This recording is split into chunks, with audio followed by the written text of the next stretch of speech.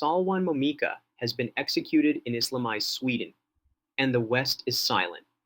Salwan Momika is dead, not just murdered, executed. A man gunned down in his own home in broad daylight while live streaming to the world. A man who fled the horrors of radical Islam, seeking asylum in a so-called free country only to be betrayed by the very government that once promised to protect him. Sweden didn't just fail him, they handed him over. A deadly warning to the West.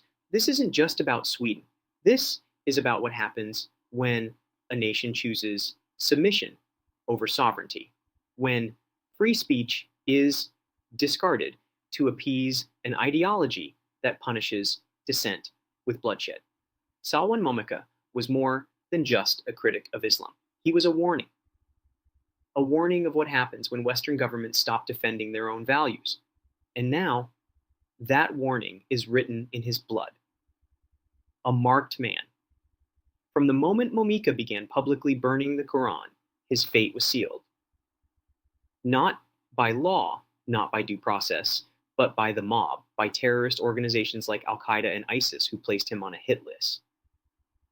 And what did Sweden do instead of protecting him? They revoked his residence permit, making him a sitting duck. Instead of defending his right to free speech, they criminalized him, prosecuting him under hate speech laws. Instead of offering him refuge from death threats, they tried to deport him to Iraq, where he faced execution for blasphemy. They might as well have pulled the trigger themselves. People say he brought it on himself. That is a disgusting assertion. Do you think the same would occur with a Bible or other religious text? And now, the most damning part, the Swedish government-funded media justifying his murder. Days after his assassination, Sweden's state broadcaster aired an interview with a woman in Södertälje, the very city where he was executed. She wasn't just some random passerby. She was a government-affiliated worker wearing a Södertälje municipality jacket. And what did she say? He lived in the wrong area. He didn't respect Muslims and the Quran. We must respect Allah. This wasn't a slip-up. This was a message. A government worker on state-funded television justifying an execution. Blasphemy laws in Sweden without admitting it. Sweden has spent years bending over backward to appease Islamist extremists, but Momika's murder exposes the final step. They have effectively implemented blasphemy laws without officially calling it that. Just look at what they did to him. Vilified him for over a year. Prosecuted him under hate speech laws. Tried to deport him to Iraq, knowing he'd be executed. Denied him protection even when they knew he was on terrorist hit lists. Allowed him to be assassinated in a government-run residence. Refused to even say his name or acknowledge the gravity of his murder.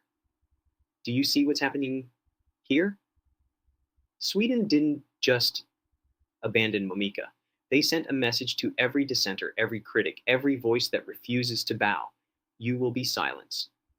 You will be punished. And if you die, we won't even say your name. A deafening silence. If this had been a Muslim gunned down for his faith, the world would be on fire. There would be mass protests, candlelight vigils, endless speeches about tolerance. But for Salwan Momika, nothing. No world leaders demanding justice. No major international outcry. No Western politicians standing up for his right to speak. Just silence. Because in today's Sweden, and increasingly across the West, there's a new reality. Free speech is no longer a right. It's a privilege granted only to those who follow the approved script. And if you step out of line, if you dare to challenge the growing tide of Islamist dominance, you might just end up like Momika. Who's next? This is not just about one man. This is about the fate of every Western nation that refuses to defend its own values. This is about every government that prioritizes appeasement over freedom. Every society that censors dissent to avoid offending a particular group. Every leader too cowardly to stand up for what's right. Momika was murdered for daring to speak. Who's next?